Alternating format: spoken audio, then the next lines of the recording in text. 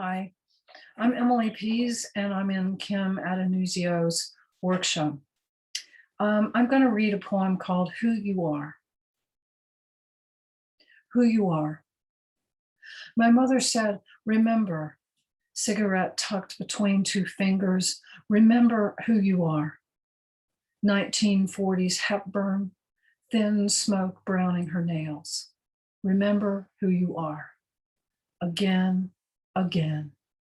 But who I wasn't sure. When she lifted her knees, pushed to let me go, did she know? Infant daughter, birth bruised. Years later, I climbed to the roof, met stars, because it is hard to know who you are not. Outside in the dark, my cat's red eyes, feline stepping over leaves. She knew who she was, not me yet. In the morning, shaving, my father seemed sure, hummed hymns, tucked prophylactics behind the headboard.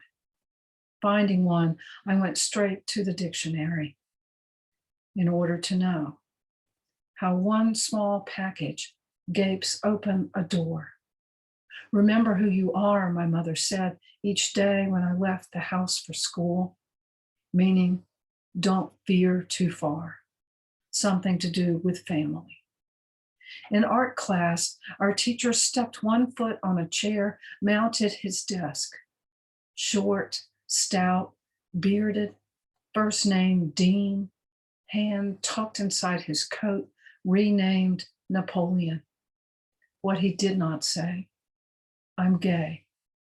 We all knew anyway who he was, what he was not.